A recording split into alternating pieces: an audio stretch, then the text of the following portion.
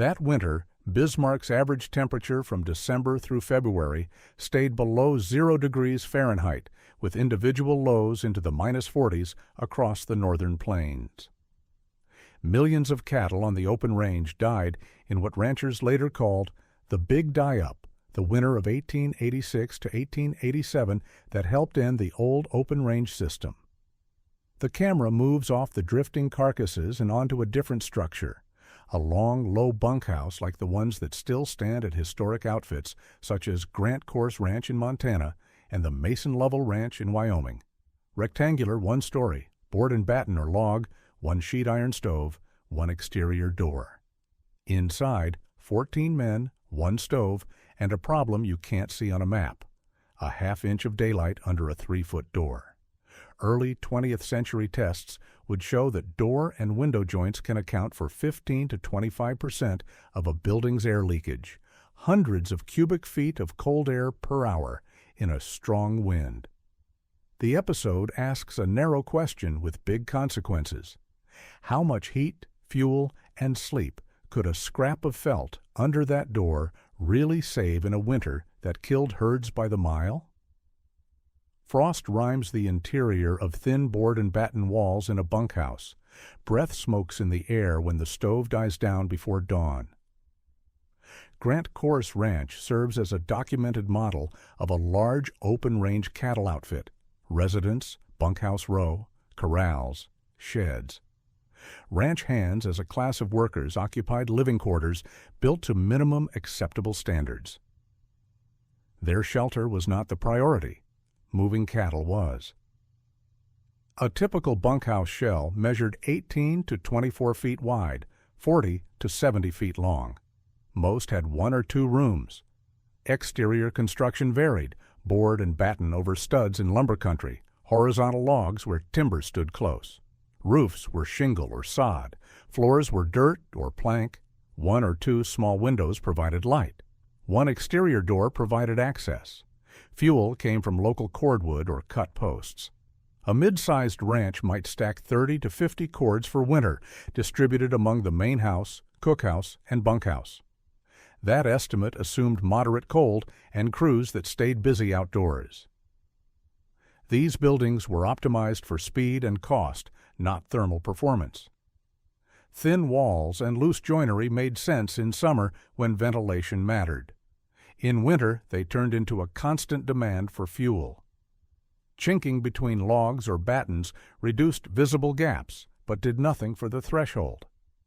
National Park Service structure reports and National Register nominations describe ranch building layouts and materials in detail. They show a consistent pattern, functional minimums, good enough for most years. That phrase would be tested by the winter of 1886 to 1887. A sod house sits under drifting snow.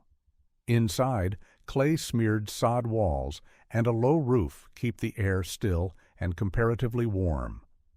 100 yards away, a board shack rattles in the wind. Sod houses and dugouts built of earth were described as solid in the wind and protective against extreme temperatures. Walls measured 18 to 24 inches thick, cut from prairie turf in blocks roughly 3 feet long, 12 inches wide, and 4 inches deep. Clay reinforced the joints. Roofs were sod or shingle with tar paper where available. Interior dimensions ran 12 feet by 16 feet, or larger depending on family size. Homesteader claim shanties built of light lumber and tar paper were acknowledged as flimsy. They needed newspapers and tarred fabric tacked to interior studs to keep out wind. One context study phrases it precisely: meeting requirements and no more. The Homestead Act required structures at least 10 feet by 12 feet. Many settlers built exactly that size. The contrast was not lost on contemporary observers. State Historical Society homesteading leaflets summarized types: sod, dugouts, claim shanties, and their performance. Those who invested labor in mass and banking enjoyed more stable interior temperatures. Those who chose light shacks traded labor savings for higher fuel consumption and discomfort. A wall cut from the prairie itself could outperform a wall freighted hundreds of miles by rail, but only if the builder took the time. Cutting, hauling, and stacking sod blocks for a 14 by 16-foot house took a family or crew 10 to 14 days. A board shack could go up in 3. The thermal advantage was real. Sod walls absorbed heat during the day and released it slowly at night. Air movement through joints was minimal because the blocks compressed and sealed under their own weight. In a Dakota winter that might drop to 30 below for weeks, that mass mattered. But even a soddy had one weak point: the door. An observer at a Weather Bureau station logs sub-zero readings while smoke from stovepipes streams flat in a north wind. Many builders believed that more fuel and a bigger stove solved cold. Infiltration and thin assemblies were rarely quantified. The language of the frontier was practical. Tight enough, good and warm, drafty as a crate. Numbers came later, but the numbers matter because they explain what men felt. Basic heat loss pathways in a small building operate through 3 mechanisms: conduction through walls and roof, radiation through windows and other openings, and air infiltration through cracks and joints. Later engineering summaries showed that infiltration through windows and doors can represent 15 to 25% of residential heat loss. In some poorly sealed structures, that figure rises higher. The exact proportion depends on wind speed, temperature difference, and the size of the leaks. Log and sod walls, even when roughly built, provide mass and some insulative value. A 6-inch solid log wall offers an R value, a measure of thermal resistance, around 4 to 6. A sod wall 18 inches thick can reach R10 or better. Neither is exceptional by modern standards, but both slow heat loss compared to single-thickness board construction. The problem comes at the joints. Cracks between logs, gaps around window frames, and especially the threshold under the door create continuous cold airflow. Wind pressure forces outside air into the structure at low points. That air warms as it rises, then escapes through gaps near the roofline or chimney. The cycle never stops as long as wind blows and temperature difference exists. In a windy continental climate like the northern plains, uncontrolled air movement could dominate the comfort equation. A man standing in the middle of a bunkhouse might feel tolerable warmth at chest height while his boots remained frozen to the floor. The stove glowed red, the walls looked solid, but comfort stayed out of reach. Late 19th and early 20th century engineering bulletins began treating infiltration as a design parameter. They recommended caulking, weather stripping, and threshold seals. Those recommendations reached architects and builders in cities. On the range, the knowledge lagged. The worst leak in a frontier bunkhouse was often not the wall at all, but a 3-foot opening nobody thought to seal. Boots, bedrolls, and gear line the walls of a long bunkhouse. The middle section doubles as cook shack and mess room. The bunkhouse is considered an improvement over line camps and dugouts. It has solid log or board walls, a real stove, dry bunks, but it still leaks badly in wind. Historic American buildings, survey drawings and National Park Service descriptions, detailed dimensions, door and window placements, chinking and daubing, roof construction. A representative structure measures 22 feet wide, 60 feet long, with 8-foot interior height. 2 doors provide access, 1 main entry, 1 secondary near the cook area. 4 small windows admit light. Construction varies by location and available material. In Wyoming and Montana, horizontal logs 6 to 8 inches in diameter form the walls. Corners use saddle notches or dovetails. Clay daubing mixed with grass and small stones fills the gaps between logs. Interior surfaces may have muslin or paper tacked to studs for additional wind resistance. Some bunkhouses include a cloth ceiling nailed below the rafters to trap heat. The floor sits on sleepers over bare ground, sometimes covered with planks. The roof consists of simple rafters, boards, and shingles above. A sheet iron or cast iron box stove occupies a central position, with 6 to 8-inch stovepipe rising through the roof. Period stove catalogs list output in the range of 30 to 40,000 BTU per hour nominal, though actual performance depends on fuel quality and firing patterns. Interior volume calculates to roughly 10,500 cubic feet for a 22 by 60 by 8 structure. With 14 men occupying the space, that allows 750 cubic feet per person, adequate for sleeping, tight for extended indoor time during blizzards. Stove size and wood consumption follow predictable patterns. A full charge of split cottonwood or pine burns for 3 to 4 hours under moderate draft. Night shifts mean someone rises every few hours to add fuel. Wood stacked outside must remain accessible even under deep snow. Standard draft control measures include clay daubing between logs, interior muslin or paper on some walls, and occasional cloth ceilings. These reduce visible gaps, but leave the door as a major uncontrolled opening at ankle level. Ranch Historic Structure reports identify bunkhouses as seasonal or all-year quarters for hands, with minimal finish. The priority was function, a place to sleep, eat, and escape the worst weather. Comfort was secondary. From outside, the logs and shingles looked tight enough. Inside, men closest to the door still slept in their coats. A pencil-thin line of snow dust creeps under the bunkhouse door with every gust, leaving a white trace along the floorboards.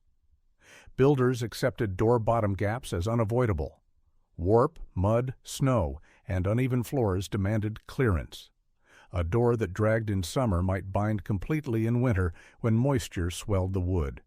Better to leave a half-inch or 3/4 gap than to plane the bottom repeatedly.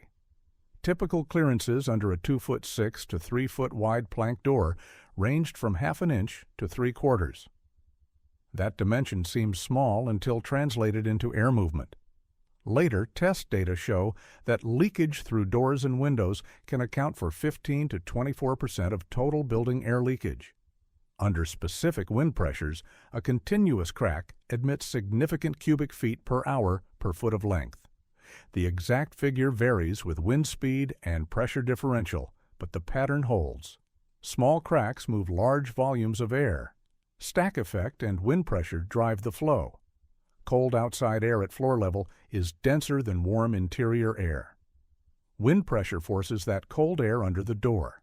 As the air warms, it rises, creating a continuous circulation. Heated air escapes through higher leaks, gaps near the roofline, chimney collar, window frames, and the cycle repeats. The result is a permanent cold zone at ankle height. Bunks near the door are least desirable. Men who draw those positions sleep with extra blankets, boots on, hats pulled low. The stove in the center of the room heats the upper air adequately. The floor stays frigid. Measurements from early engineering reviews emphasize door leakage as a distinct component in energy calculations. A National Bureau of Standards study from the early 20th century showed that poorly fitted doors could lose as much heat as an entire uninsulated wall section of equivalent area. The ratio seems improbable until the mechanism is understood. Walls conduct heat slowly. Cracks move air continuously. Translate airflow into fuel. Every cubic foot of sub-zero air, brought to 45 to 50 degrees Fahrenheit, consumes a measurable fraction of the stove's output. Over a night, over a season, the total adds up. A crack shorter than a saddle cinch could demand an extra cord or more of wood over a hard winter. A hardware salesman demonstrates a metal and felt weather strip on a townhouse door. The sash closes with an engineered click while snow falls outside.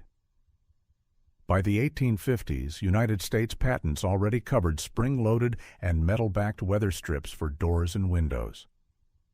Patent number 16077, filed in 1856, describes a metal carrier with a spring-loaded tongue.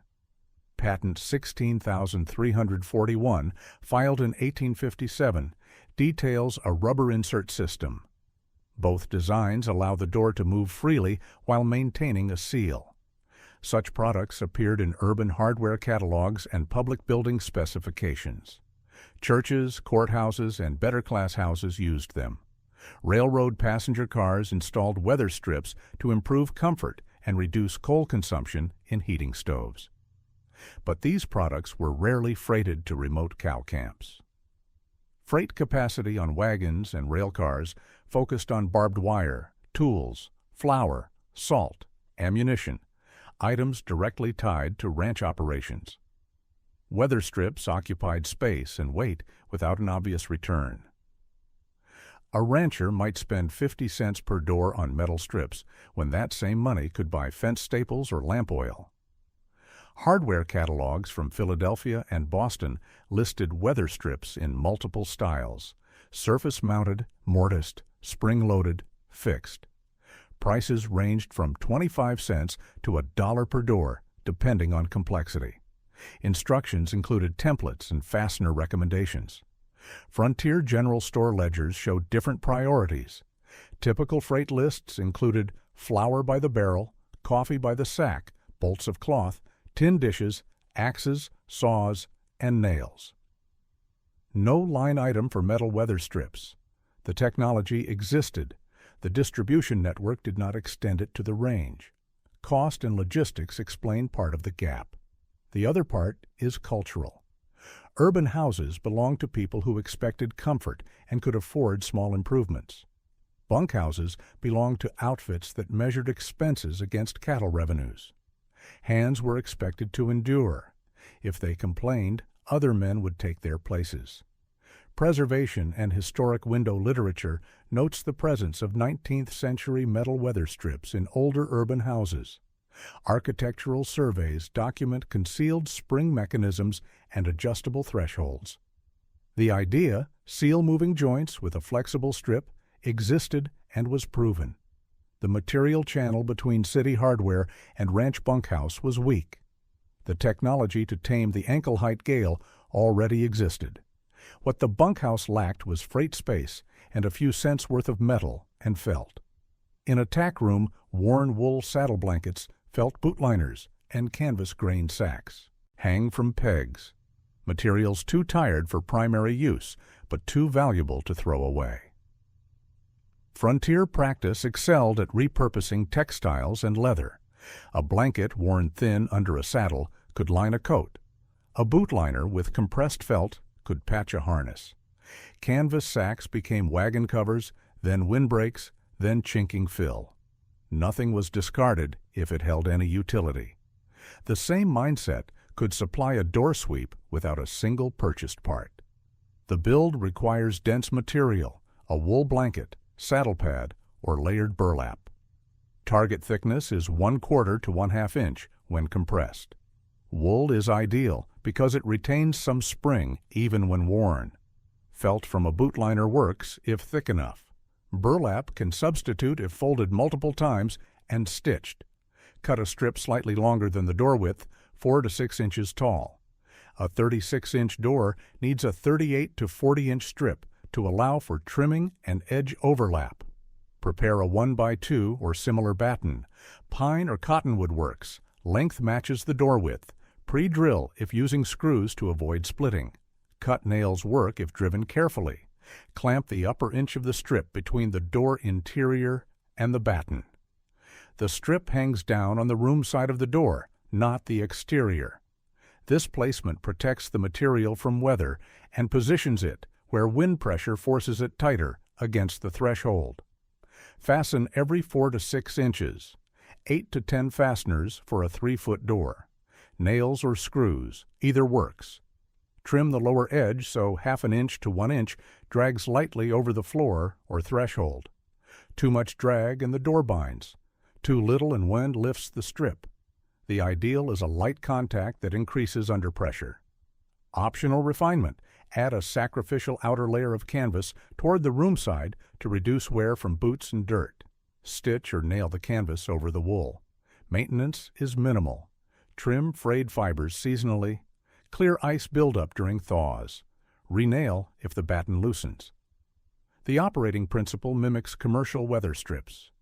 When wind presses against the door, the flexible strip compresses against the floor, shrinking the effective leak from a tall slot to a fuzzy edge. The wool fibers interlock and seal under pressure. Cold air movement drops by an order of magnitude. Inventories and descriptions of ranch textiles document the availability of materials: blankets, pads, tarps, bootliners, quilts. Homesteading advice literature from the period recommends reusing worn textiles for insulation and chinking. The leap from wall to door is small. What cities bought in brass and spring steel, a ranch could approximate with an hour of cutting, a handful of nails, and a worn saddle blanket. A rough calculation penciled on scrap paper, dimensions of a bunkhouse, estimated door crack area, cords of wood stacked outside. The reconstruction begins with the gap, half an inch tall, 36 inches wide. Total area is 18 square inches, or 1/8 square foot.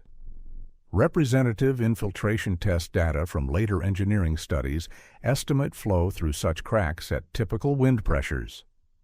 A reasonable figure for a half-inch gap under moderate wind is 50 to 100 cubic feet per hour per linear foot of crack. For a 3-foot door, that totals 150 to 300 cubic feet per hour. Convert airflow to heat load. Each cubic foot of air requires approximately 0.018 BTU per degree Fahrenheit to heat. Warming air from -20 degrees to 45 degrees, a rise of 65 degrees, requires 1.17 BTU per cubic foot. At 200 cubic feet per hour, the heat demand is 234 BTU per hour. Over a 24-hour day, that totals 5,616 BTU. Over a 90-day winter, the cumulative loss reaches 505,440 BTU. Wood energy content varies by species and moisture. Dry cottonwood yields approximately 6,000 to 7,000 BTU per pound. A cord of stacked wood weighs roughly 2,000 pounds. One cord contains 12 to 14 million BTU. Stove efficiency in a simple box stove runs 40 to 60% under good conditions, lower if the fire is damped or fuel quality is poor. Assume 50% efficiency. Each cord delivers 6 to 7 million usable BTU.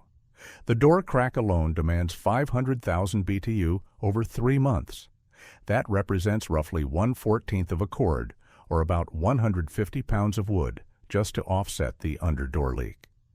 That figure assumes one door, constant wind, and no other leaks. Actual bunkhouses had multiple leaks. The door was the largest single point, but not the only one. Scale up to total infiltration losses, and the number grows. Now consider the felt sweep. Modern weather strip tests show that even basic seals reduce infiltration by 70 to 90%. Use a conservative 70%. The door crack now loses 150,000 BTU instead of 500,000. Savings, 350,000 BTU.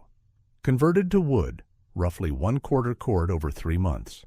That translates to operating terms. 1/4 cord is 6 to 8 days of cutting and hauling for a single man.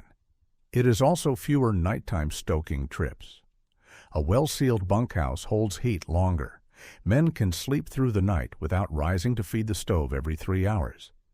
The floor-level temperature near the door likely rises 5 to 10 degrees Fahrenheit with the sweep in place. That difference moves the space from barely tolerable to survivable. Frozen boots become damp boots. Frost-bitten toes become cold toes. On paper, a few inches of felt at the threshold could rival an extra week of wood cutting in saved fuel.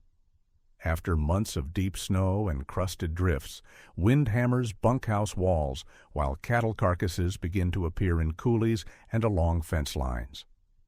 Open-range operators bet that cattle and men could ride out ordinary winters with minimal infrastructure.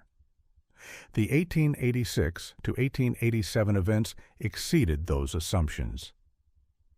The sequence began with a dry summer in 1886. Grass was short, water sources dwindled. Cattle entered fall in poor condition. Early snows arrived in November, earlier than usual. Severe cold set in during late December and January. Temperatures dropped to 30 and 40 below across the region. Repeated blizzards followed, each adding to the accumulated snow load. Drifts reached roof lines in places.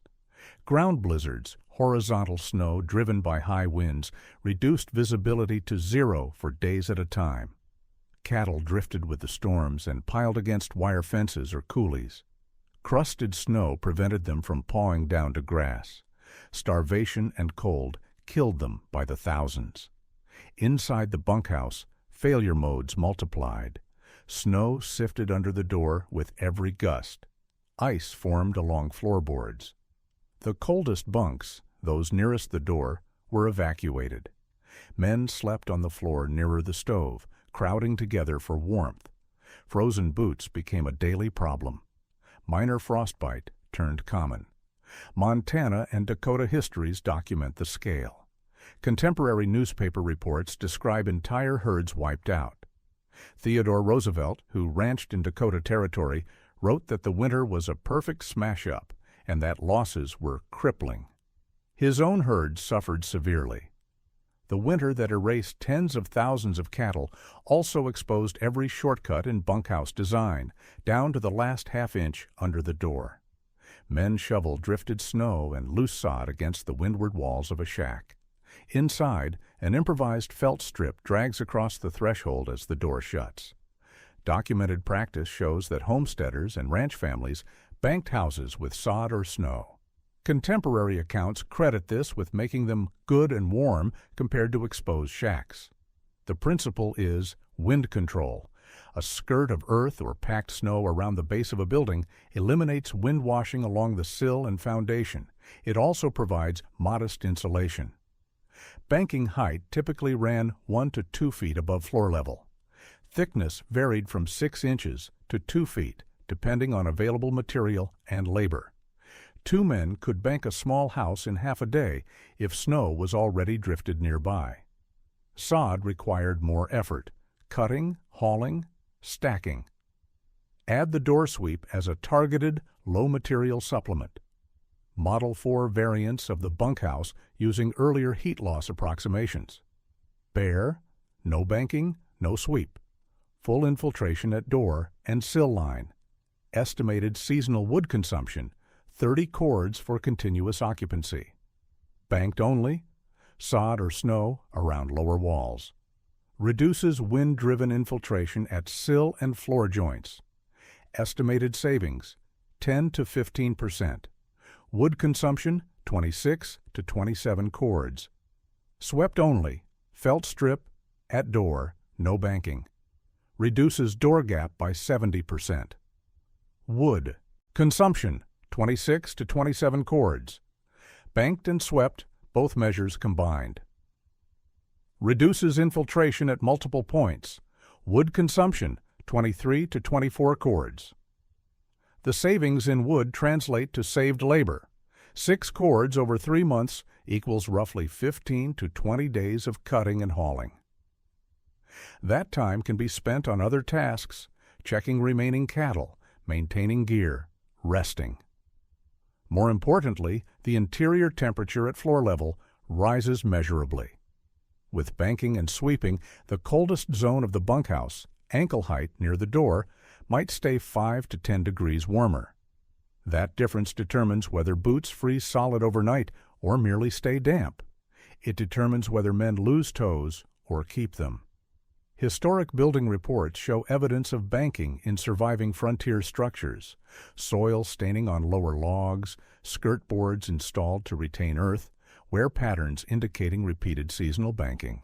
Stacked sod and a scrap of felt could do work that no extra cord of wood could match once the storm set in. Chinook wines finally strip snow from the range. Bunkhouse doors stand open to air, out damp bedding, and smoke-stained walls. Frontier culture often celebrated enduring hardship. Small, comfort-oriented improvements received less attention than visible infrastructure like fences, barns, and corrals.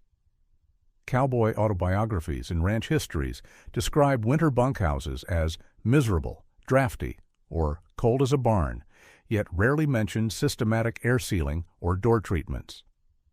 The contrast with urban practice is stark. Preservation reports note 19th century houses in eastern cities equipped with concealed metal weather strips and tight-fitting doors. Builders and homeowners in towns treated infiltration control as routine.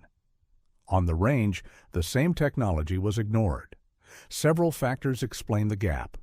Freight constraints limited what could be hauled to remote camps. Weather strips competed with fence wire and flour for wagon space. Management priorities favored stock over staff. If hands were cold, that was expected. If they quit, others were available. Cultural norms reinforced the pattern. Toughness meant enduring discomfort without complaint. Men who fussed over drafts risked mockery.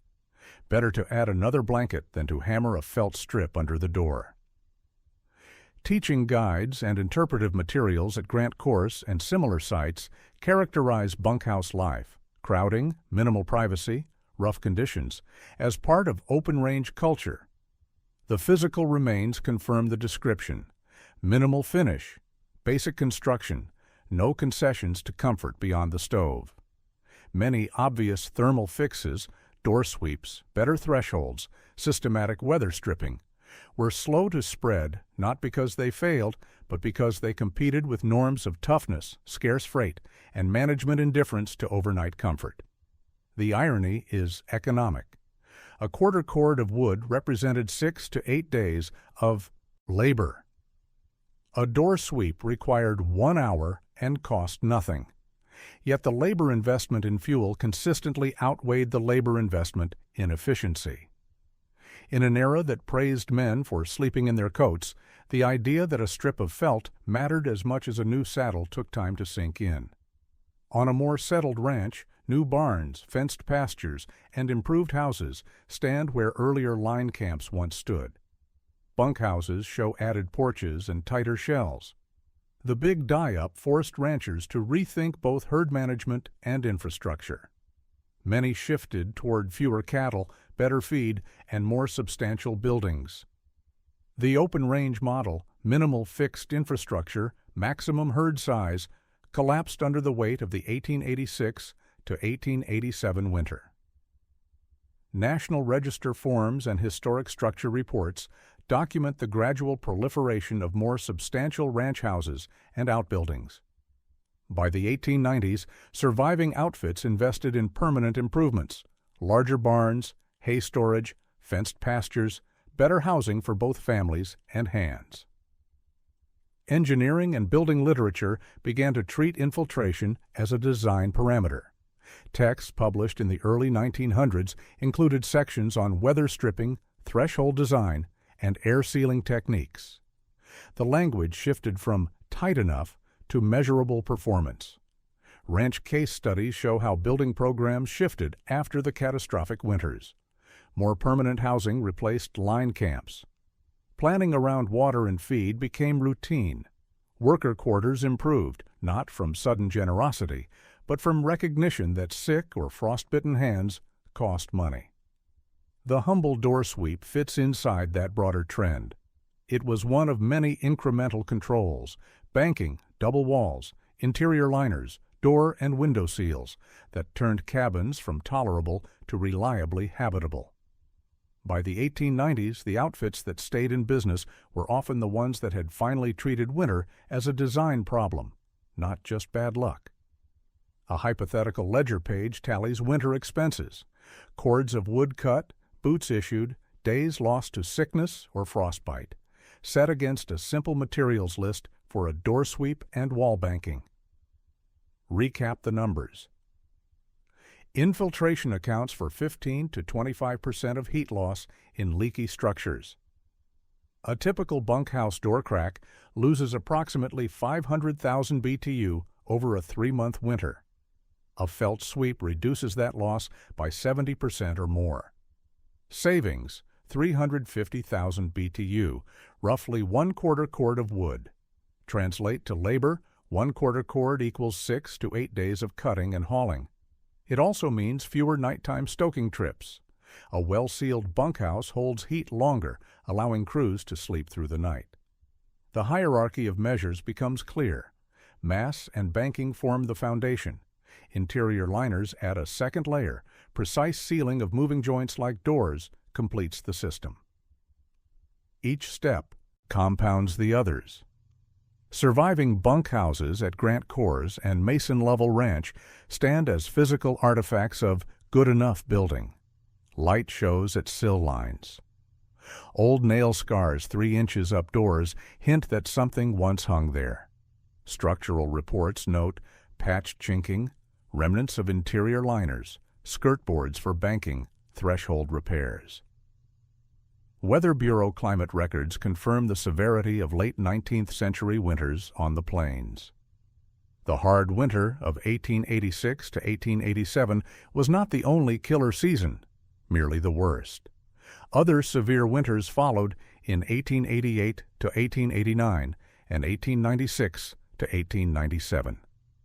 In a winter like 1886 to 1887, a half-inch of daylight under a 3-foot door could cost multiple cords of wood, more nighttime tending, and a measurable toll on hands' health. A felt strip and an afternoon's work could reverse much of that. On the northern range, survival often came down not to who boasted the hardest bunkhouse crew, but to who bothered to close the smallest gap between outside and in.